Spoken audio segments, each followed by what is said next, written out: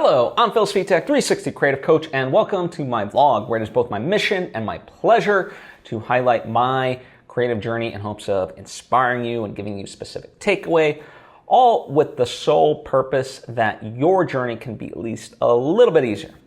Now, before I fully dive in, I would love to take the opportunity to invite you to subscribe if you haven't already. That way you get all the various lessons and episodes that I put out right when I put them out. Thank you if you just did, and thank you if you already were. It truly does mean a lot to me, as I hope it does to you. So let's get into things. It's been a while, and I realize this, partly because I've been in the throes of all kinds of work, which I'm going to get into, but I do try to have these vlogs be in-depth and so forth, and therefore it just takes more time to record, more time to publish. And so, the episodes that I have been putting out, have been a little bit shorter, faster, still meaningful, but, and a lot of them are less about sort of what I term as like mastering mental fortitude, but more so like, little quick nuggets of what may strategically work for you, as filmmakers, as writers, these various kinds of things, right? So if you've been watching those or listening to those, I hope you've enjoyed those.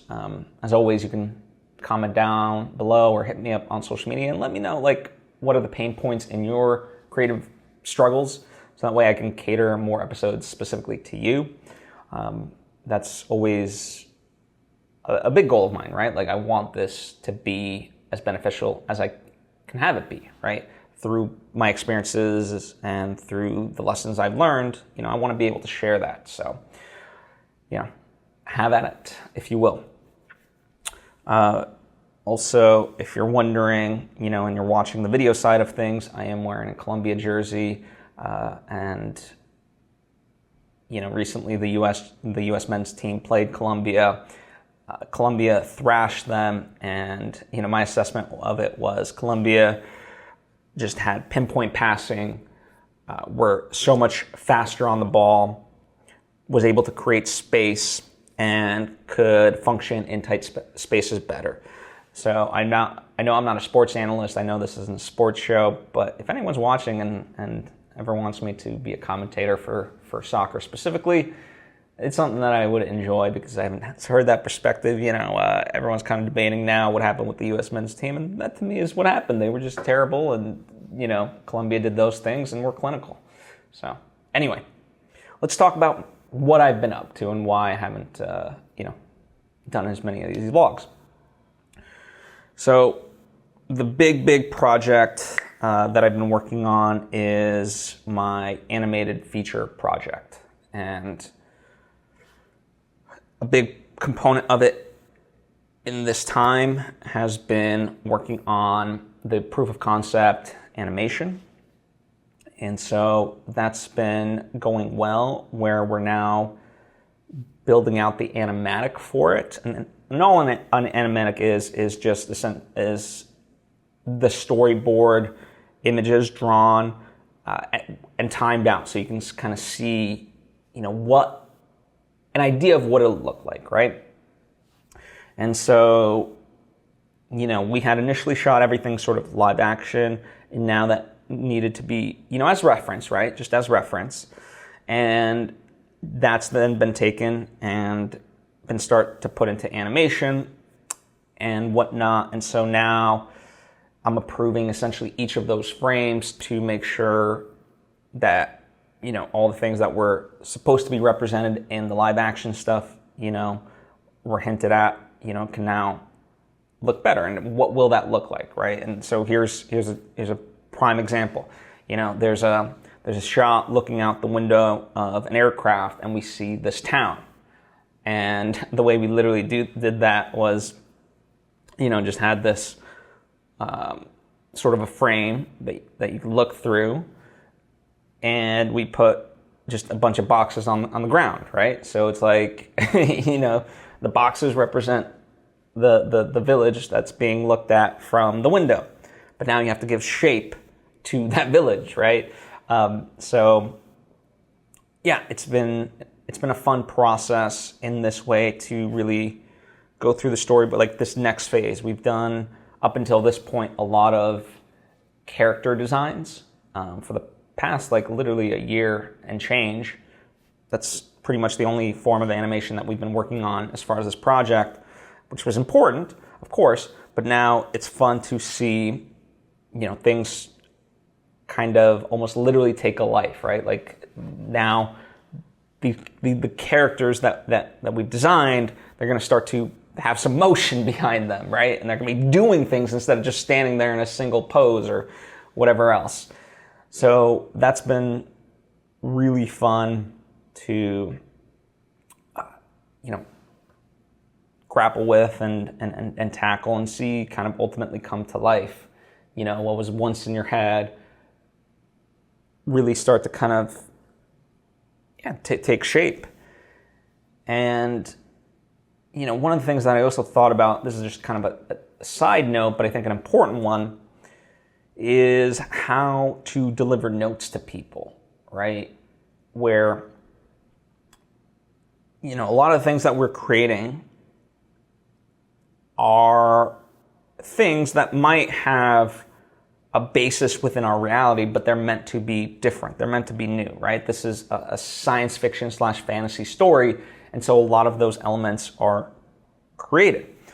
And in particular, there's, so like the vehicles, let's say, they might have some semblance of, like a motorcycle may be similar to a motorcycle that we know today.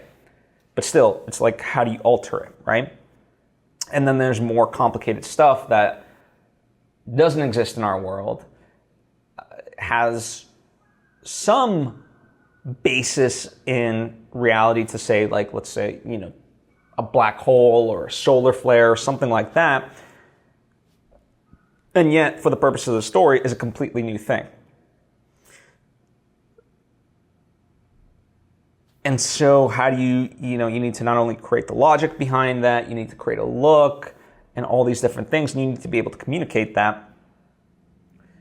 And that's going to take a few iterations, because I joke that, within the movie itself, one of the characters says,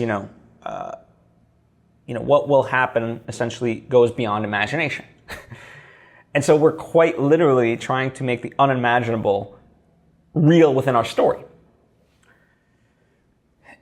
And the reason I'm talking about this is because there was a recent experience with someone I know who was giving notes for a much seemingly straightforward project, and just quite upset whenever the people that they were working with didn't seem to be grasping the notes. And it's like, you gotta have a certain amount of patience and how you deliver it. And the notes that were being delivered from the person to the team were ones like, this sucks, you need to make it better. As you can probably tell, the issue with that is, number one, that's not really actionable.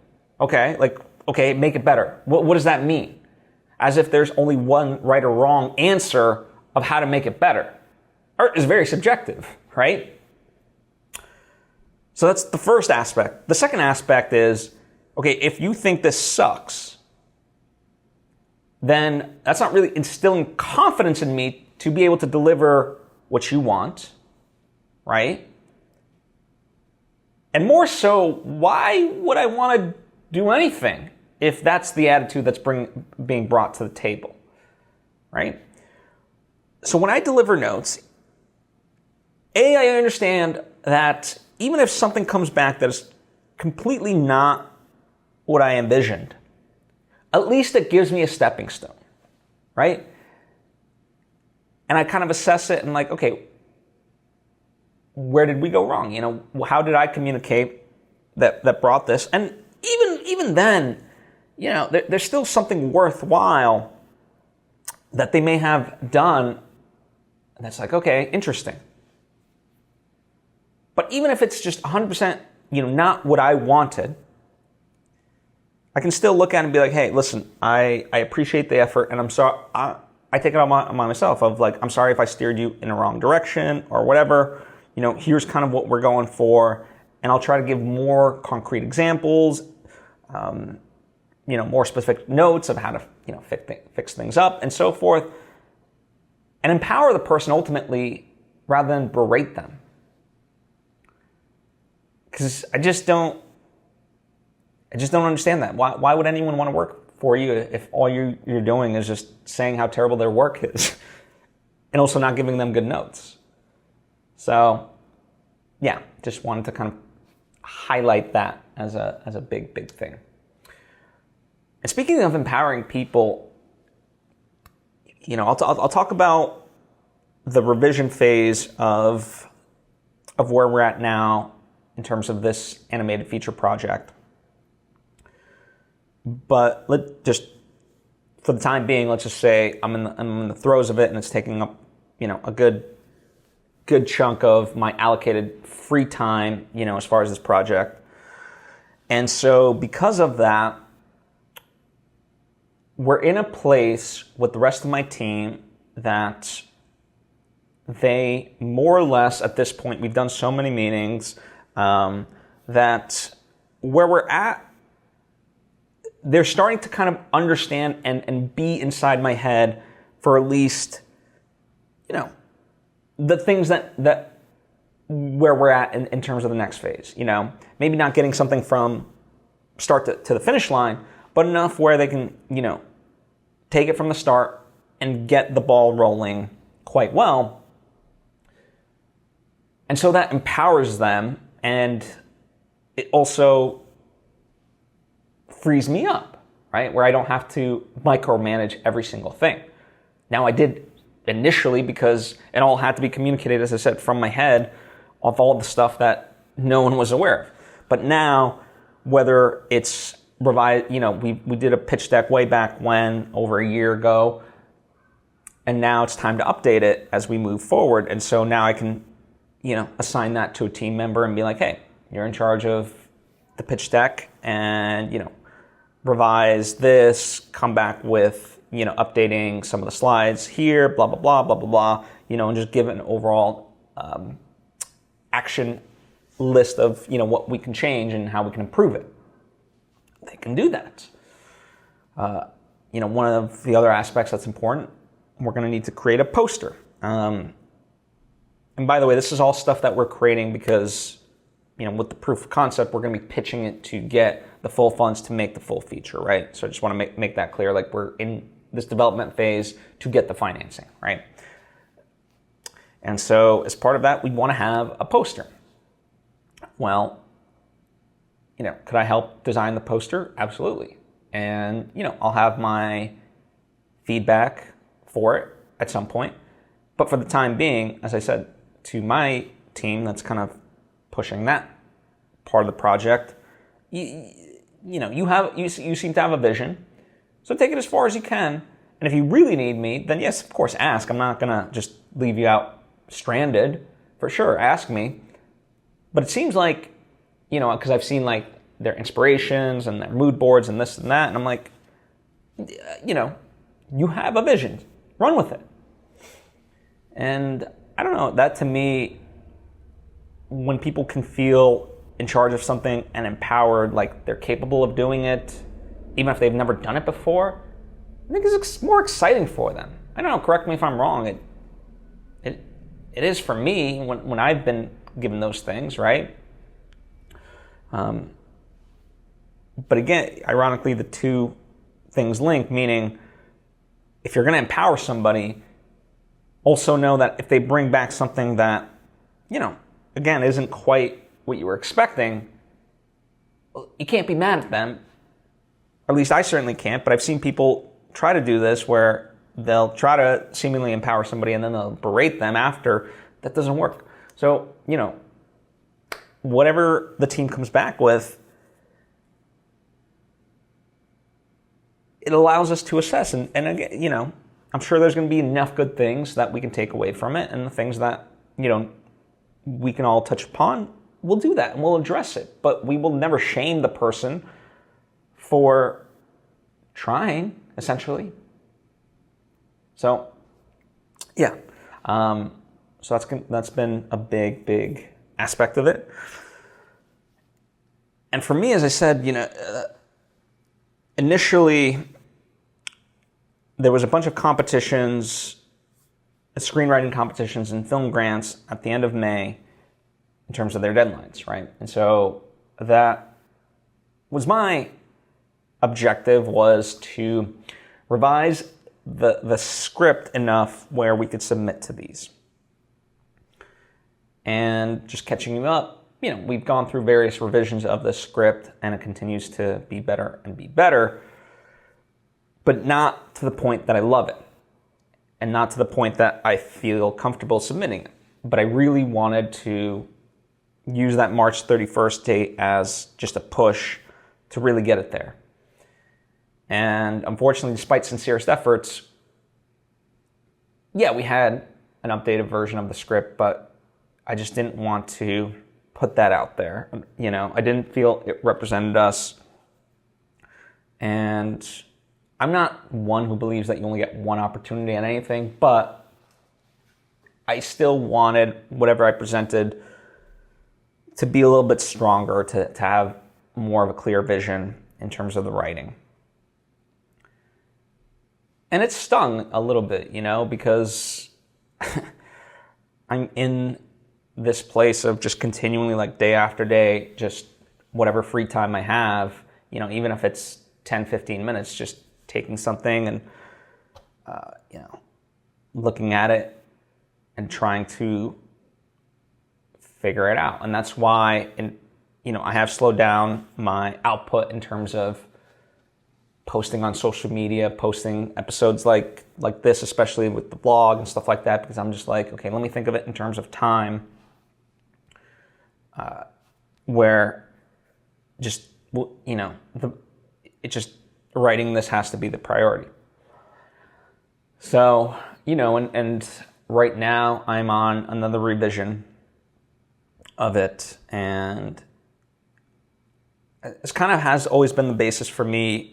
It's 2 steps forward, 1 step back, and I think a big worthwhile thing that last week, one of my collaborators and I, we went through, it was like, okay, when it comes down to brass tacks, what is the story about? And so, essentially, like, we were on a Zoom call and I kind of highlighted it and shared it within like a, minute speech, and then transcribed that into not like a detailed outline, but an outline. And that was beneficial because you need those moments, like when you're sitting in front of a computer screen, you can get lost in the weeds, you can't see the forest from the trees type of thing. And in fact, one of my writing collaborators in general, Emily Krempholtz, who's an amazing writer, amazing editor, she posts a lot of like writer's tips on TikTok. And it was funny because she posted sort of, I forget what she called it exactly, but like essentially it's a rubber duck method, where if you have writer's block, you speak the story out to this rubber duck, right? And the idea is that just that seemingly banal shift of, instead of writing, you're speaking your story, it just puts you in a different mindset, and the things that are problematic in terms of the flaws of the story become much more apparent. You can get a little bit more creative. Like it just allows you to see these different things, right? It's no different than, like, sometimes if I can't figure something out, and this goes beyond just writing, sometimes I'll literally like lie on the ground. And the reason I do this is because it quite literally gives me a different perspective of the world. It's why, in general, people say, like, if you're stuck on anything, just take a walk, because it puts you in a different state mentally. So,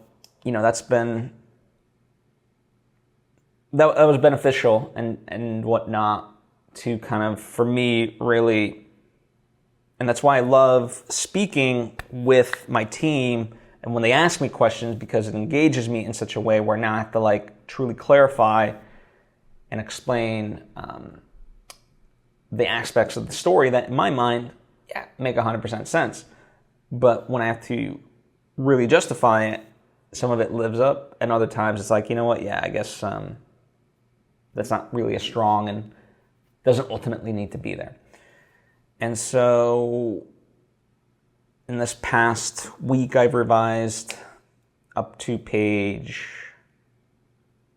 90, give or take.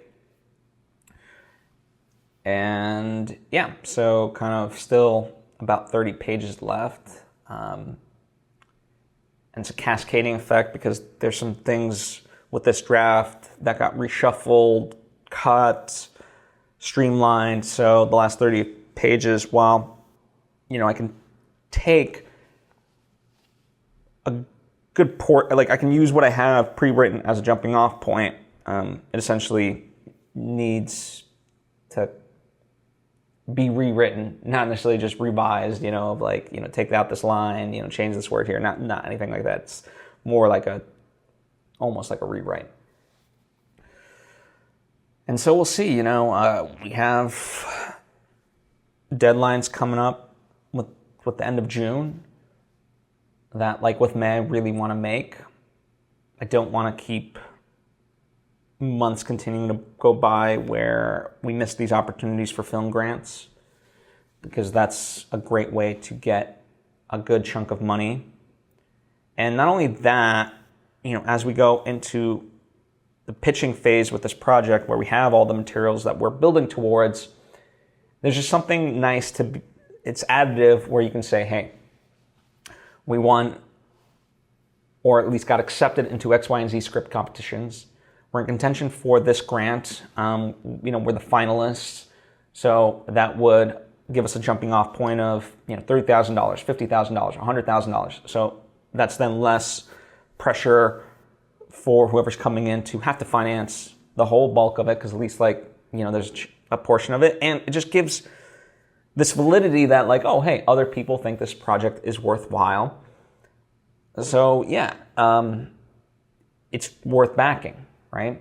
The one I really wanted, I wanted to do the Austin Film Festival screenwriting competition. I didn't get, you know, we obviously didn't make that deadline, which that one I was the most bummed about. Something would have been nice just to go to the Austin Film Festival, you know. And again, it's different if you're bringing a movie, but it's no.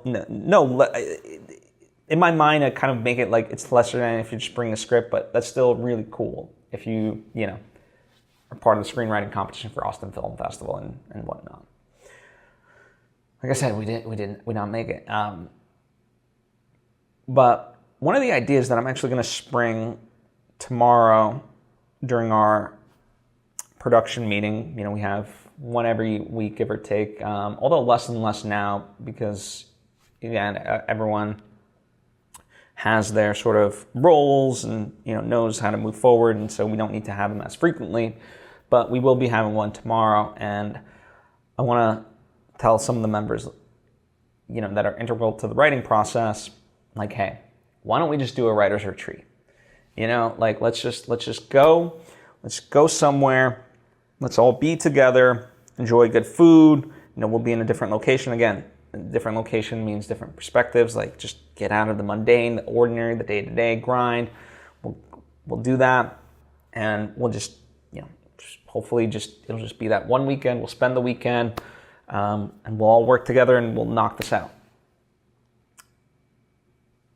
We'll see.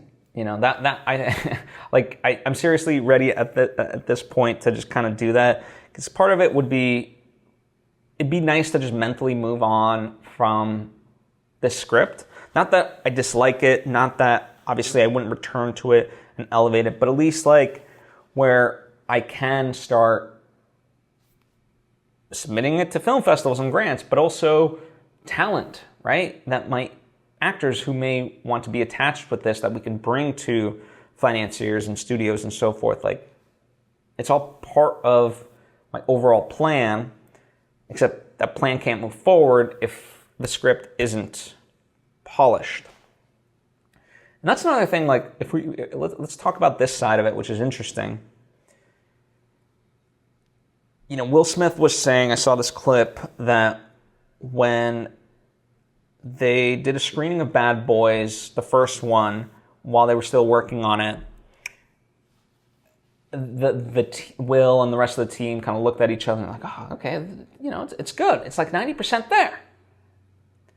And the producer looks at all of them. Yeah, no, it's fantastic. That means we're at least halfway there.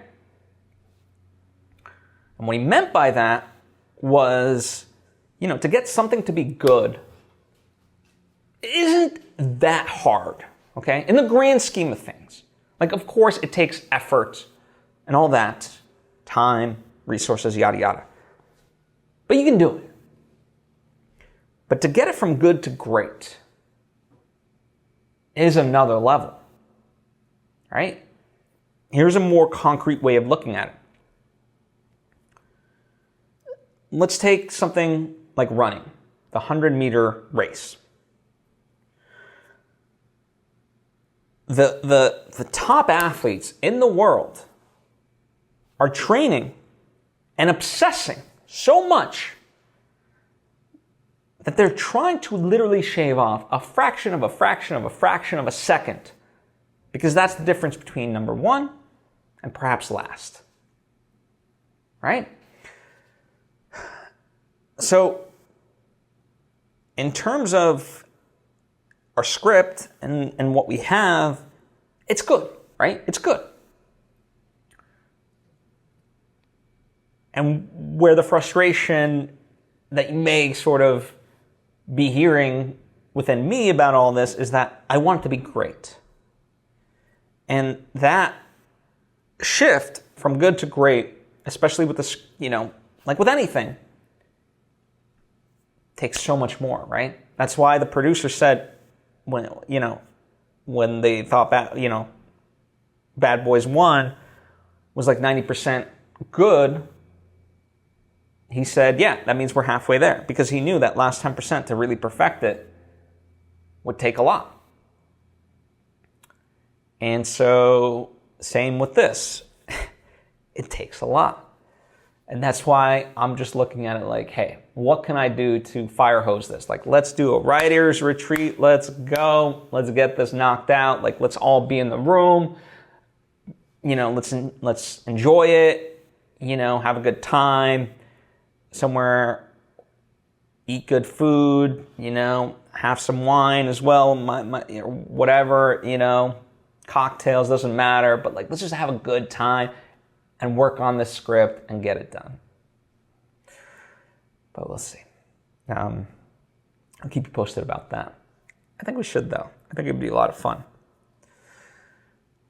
The other, moving away from the script itself, going back to the actual proof of concept, one of the things that we needed to do based on things, when we originally shot it and as intended, as scripted, was one way, and then we kind of altered some of the, we altered some of the lines of dialogue. And we can do that, number one, because it's animation, so it's pretty easy. But more so, a lot of it is done in voiceover, so it's not like the characters speaking it.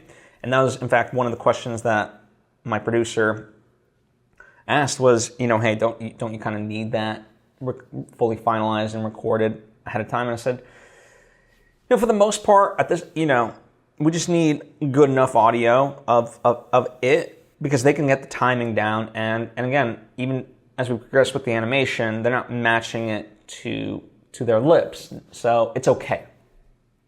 And she was like, okay, yeah, that makes sense.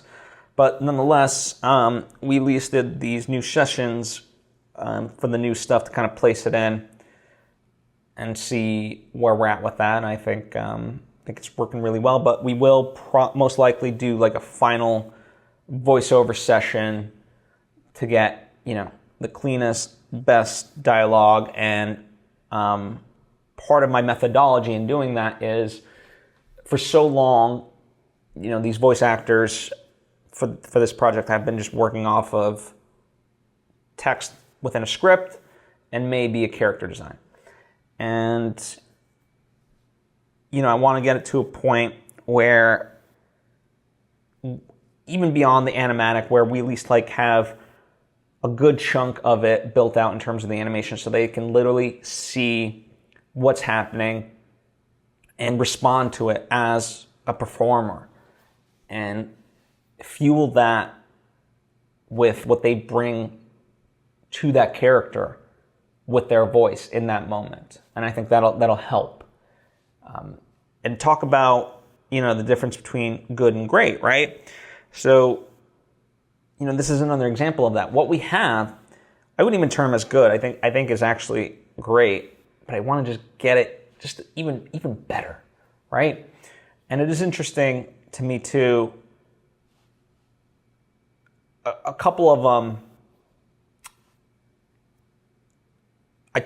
I trust people so much because they nailed it in the past that I was like, hey, and I knew it was okay for this round of it where I said, hey, go and record this.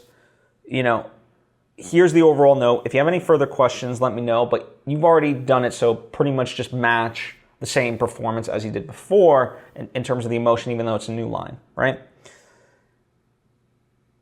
And there is a difference, I will say, between them doing it on their own versus me working with them. And that's not a praise for me. It speaks to a greater principle that we all need people to push us. It's like why coaches exist in sports and so forth. So yeah, that was kind of like a fascinating thing to observe, witness, and learn, And anyway, that's why we're going to do sort of one final pass of the voice-overs once everything's closer to the finish line, let's say. So we have that. So that's kind of I was going to say the long and short. It feels like more of the long in that way of everything, but that's kind of the bulk of what I've been working on. And, it's just day to day doing this stuff. And in terms of the writing, it's wild. There can be a scene that's only like a page and a half, and that could take 2 hours to rewrite, and it's still not amazing. It's analogous to, Samuel Clemens, aka Mark Twain, right? He jokingly, I would have written a shorter letter if I had the time. Meaning that to really, a page and a half, it's almost easier to write longer because you over-explain, you add in more stuff and so forth, whereas to have clear and concise writing takes a lot more effort, right? So hence why something like a page and a half scene might actually take 2 hours just to revise, and even then, I don't fully love it, but at least it's cleaner than before. Shifting gears, kind of a couple of things that I wanted to talk about. I was talking with a friend, and, they've been sitting on some projects for a little bit, and they've not released them out into the world for the simple fact that they just don't have a marketing budget.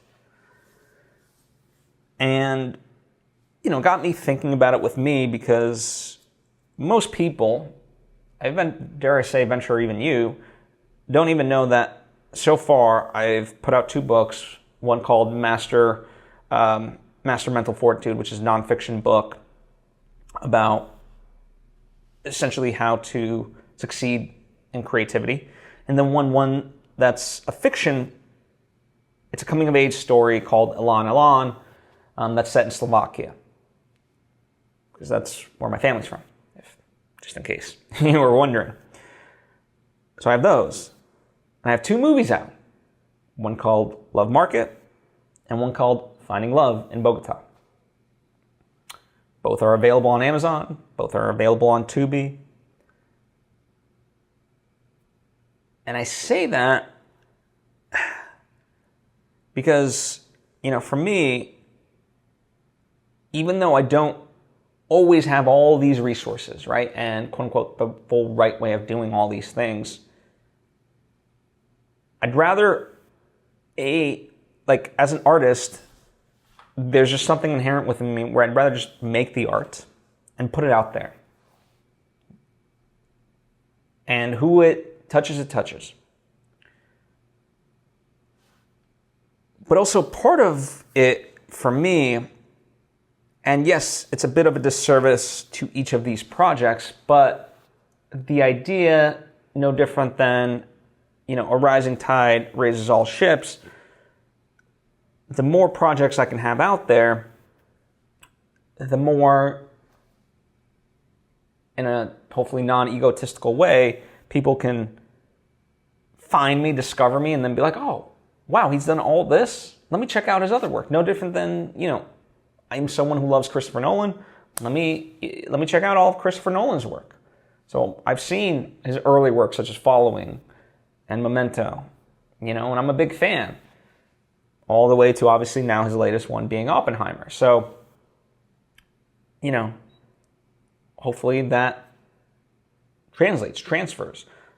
So my marketing strategy is the long-term goal of just putting good stuff out there and getting better and better with each one. Now, is that the right approach? Does that negate what my friend is doing by sitting on these various projects? No. Like all things, it's whatever's correct for you. Because there is no singular answer that is the answer. But I just want to offer up that perspective because, I understand that it's a counterintuitive perspective. Because of course you want every project to be successful and have it really shine. And of course, I would love nothing else for my latest project is Finding Love in Bogota. That got released not too long ago on these platforms, as I said, Amazon and Tubi. And I want people to watch them and enjoy them, and people have.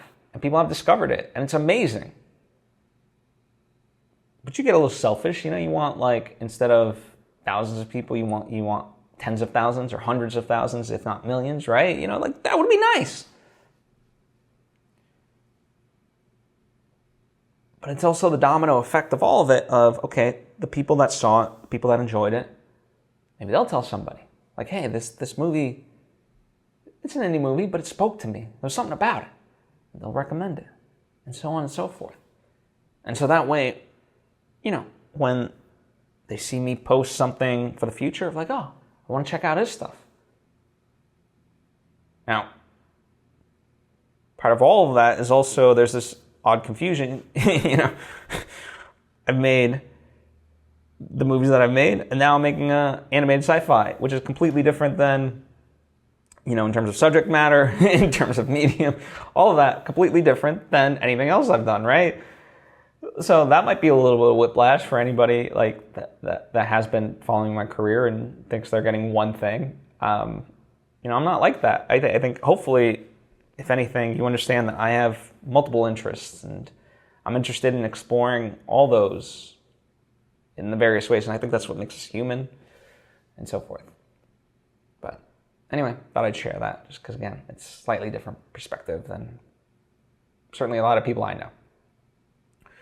Another kind of funny thing I wanted to talk about, there's this little piece of advice, and I don't think it's wrong, but where, they try to say to you, hey, if you get invited to something, and it's 6 months down the line, a year down the line, whatever it is, like a wedding, that's something that has a lot of lead time.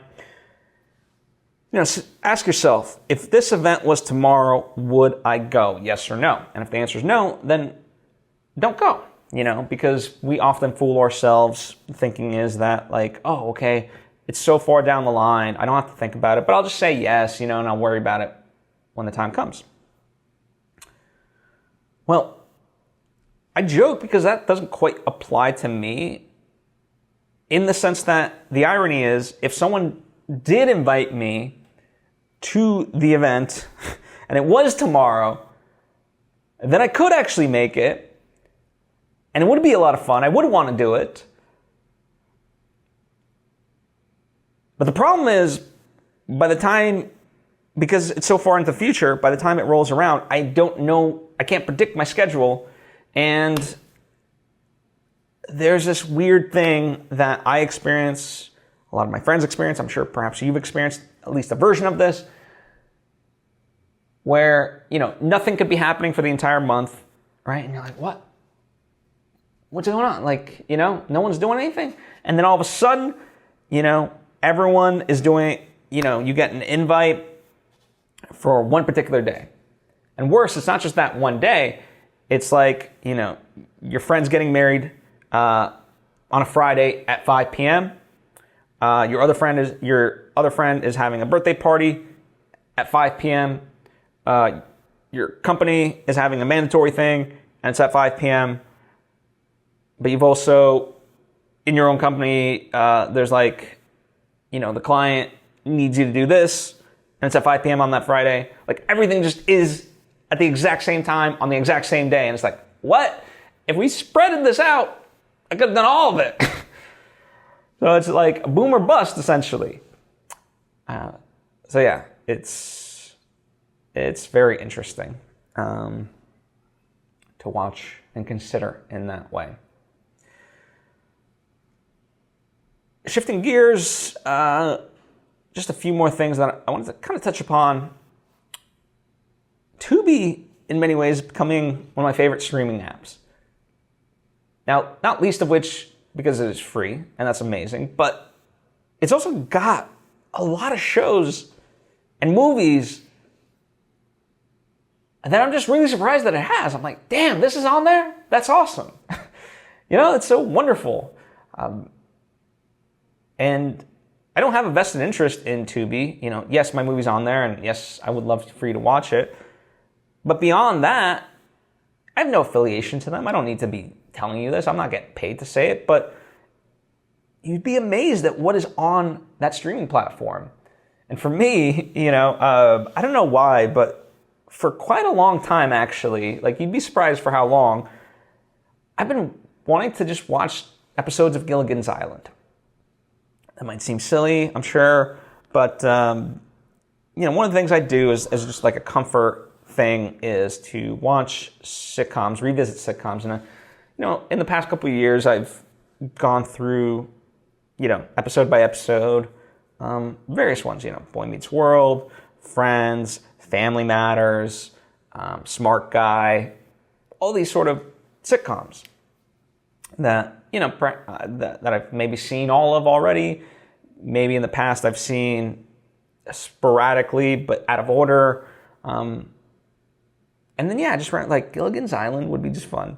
And it's on Tubi and it's fun. And I have to say, jokingly, I say this, but it's also interesting to me.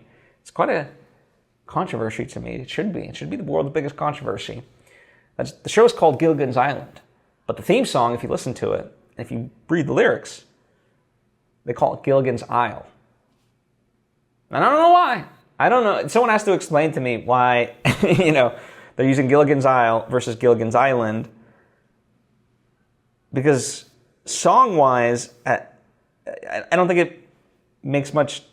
It's not like, in terms of a rhyming scheme, at least that I don't see, it's like, you could have used Gilligan's Island and it wouldn't have ruin the song. I don't think like Isle was the better fitting word for the purposes of the song. But anyway, so it's been fun to watch Gilligan's Island and revisit it. And speaking of just shows in general, you know how people say like they love to travel? Well, my new joke is now also that, well, in lieu of being able to travel, just because I'm so busy and my priorities are going elsewhere, I enjoy watching travel shows. So, been revisiting some Anthony Bourdain stuff. And also there's this new show on Max called Thirst with Shay Mitchell. And that's a fun one because while most shows are about food, and that's the jumping off point into the travel, hers is about drinks. And currently, everything seems set in South America, and I'm going to guess that all of season 1 or whatever this is ends up being just all of South America, which is fun. So they've done Colombia, they've done Argentina, and I believe Peru was the first one, if I'm not mistaken. But it's been fun, It's very informative. I think she's, it's very natural for her. Like, she loves to travel, so she fits in well. She doesn't try to be anything that she's not, and I think it's a great show. So yeah, I've been just kind of, between those two shows, been sort of, that's how I've been traveling a little bit. So, yeah, there's been that. And then one thing, before I fully leave you, that has been on my, that kind of like was an epiphany moment. When we look at sustainability within our world, meaning climate change and our various resources, it just suddenly hit me one day as I was scrolling through social media and stuff like that. I was like, why are we surprised and upset that this is how we're treating the environment? Meaning, when you look at our approach to capitalism and you look at, quote unquote, successful companies, or, companies that are starting up and then all of a sudden are on this meteor, I can't say the word. I'm trying to say meteor, but meteoric. Yes. This rise, everything's about growth. And I think it hit me when I was watching Movie Pass, Movie Crash, which is a documentary about the company Movie Pass. And that was a company that was slowly and steadily building a sustainable model of itself and trying to, elevate the movie industry to get more people to see movies, but have the experience be good for them, which would obviously benefit the studios because they want people to see their movies, and would benefit theaters because more people means they can sell more concessions and all that stuff, right? It's a symbiotic relationship. And, it was moving along, but it was arduous. And then in come these two new people that weren't originally part of the company. And then it becomes growth at all cost. When I say growth at all cost, I mean, spoiler alert, the movie's called Movie Pass, Movie Crash. And you learn that within the first literally minute that ideology led to this crash. And it's not synonymous only for them. WeWork is another one, but these are the true examples of stuff, the true bust ones, right? But you can also look at the inflation of GameStop's stock value, right? Or these companies like Tesla and so forth. Like, it's like at the end of the day, how can you have this valuation when your revenue doesn't match up? And where I'm getting at with this is the notion that we can't and we don't, and it isn't the goal to, create sustainable companies. It's just growth at all cost. And when you have that as the mentality in terms of our capitalism, right, where there's plenty of examples, like it's all a fugazi, none of it matters, and many times, we see time after time how these things can hurt the consumer. The housing bubble, the .com bubble, the the inflation we face today and all that, the hardships of all that, it's right there in front of us, example after example. And yet we don't shift our approach to business. So why do we expect that we would shift towards the way we approach the environment and try to have sustainability there when we don't even care about the sustainability of this made-up thing? And yet it doesn't work in terms of business. So, yeah, I don't know. It was fascinating, eye-opening, profound for me to have that realization. So, do with that what you will. But I've yapped long enough. There's still other stuff that I would love to kind of tackle, but I'll save it for another time. As mentioned earlier, comment down below, hit me up on social media about any topics you wish for me to discuss with you, and I will be happy to do so. Thank you truly for taking time to listen. I hope it has been beneficial, fun, informative, whatever other word you want to assign to it. I appreciate you. I hope to see you next time.